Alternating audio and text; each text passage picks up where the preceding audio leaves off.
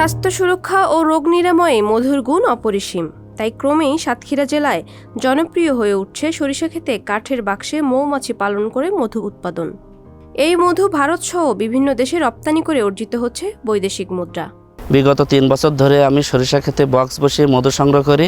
এবছর প্রচুর সরিষা ফুল উৎপন্ন হওয়ার কারণে আমরা এই বক্সগুলো বসেছি। 100টির মতো বক্স আছে আমার এখানে।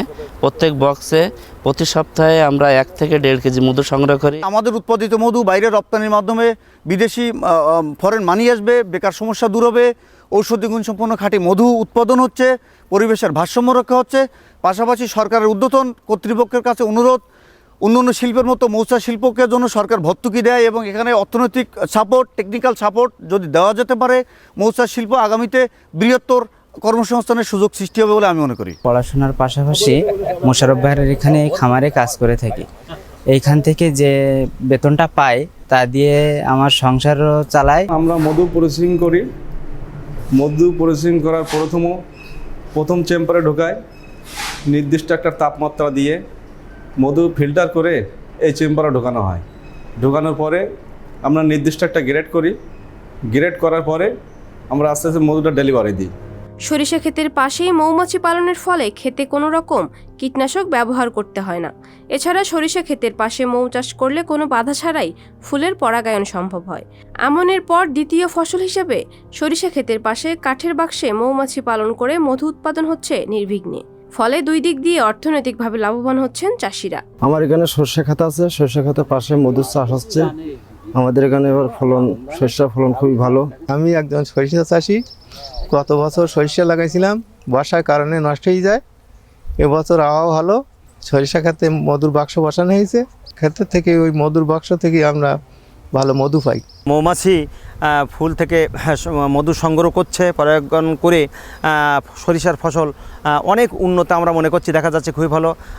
এবং সরিষার ফসল এই মৌমাছির কারণে বেশি উৎপাদন হবে বলে আমরা মনে করছি। তাই মৌ চাষের উপর গুরুত্ব দিচ্ছেন কৃষি সম্প্রসারণ অধিদপ্তর।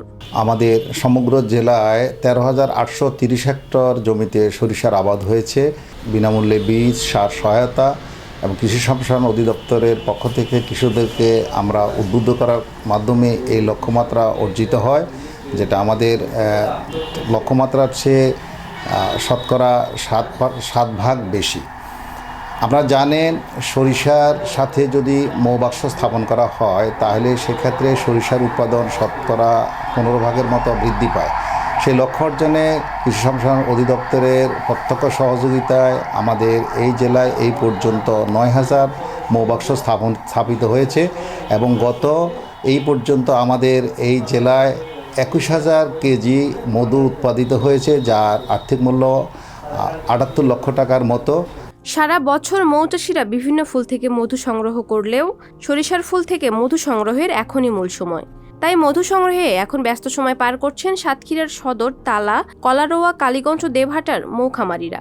মধু সংগ্রহের জন্য ব্যবহার করা হয় ব্রিটিশ নাগরিক বেভারেজ নিউটন আবিষ্কৃত বাক্স, সুপার চেম্বার, বুরট, নিউক্লিয়াস প্রভৃতি বাক্স। প্রতিটি বাক্স থেকে সপ্তাহে 1 থেকে 1.5 কেজি মধু সংগ্রহ করা হয়। প্রতি কেজি মধু 400 টাকায় বিক্রি করা হয়। প্রতিটি খামারি কমপক্ষে 100 থেকে 200টি বাক্স ব্যবহার করেন।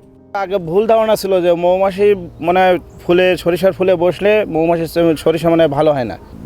মৌমাছি মধু এই সরিষার ফুলে বসার কারণে সরিষার ফলন অনেক বৃদ্ধি হচ্ছে এবং এই মৌমাছি সঠিক সরিষা ফুলের মধুটাই তারা সংগ্রহ করছে। ডিসেম্বর মাস থেকে ফেব্রুয়ারির শেষ সপ্তাহ পর্যন্ত চলবে এই মধু আহরণের কাজ। এবার 6,500 হেক্টর জমিতে সরিষা ফুলের মধুর জন্য বক্স বসানো হয়েছে।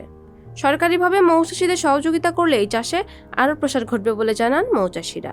মৌচাষী উদ্যোক্তারা এই বেকার সমস্যা নিরসনে আমার মনে হয় এই ব্যবসাটা একটা সম্ভাবনাময় ব্যবসা। প্রায় 400 মৌচাষী যেহেতু এই পেশার সঙ্গে জড়িত এবং তাদের সাথে তাদের সাপোর্টিং হিসেবে প্রায় আরও 400-500 লোক এই কাজে নিয়ে যেত।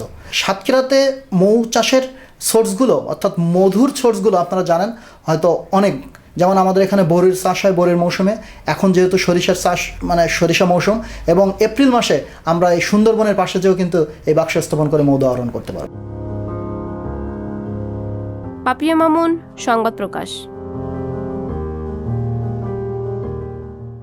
সংবাদ, ফিচার ও অনুষ্ঠানের জন্য ভিজিট করুন সংবাদ প্রকাশের ওয়েবসাইট এবং যুক্ত থাকুন ফেসবুক পেজ ও ইউটিউব চ্যানেলের সঙ্গে।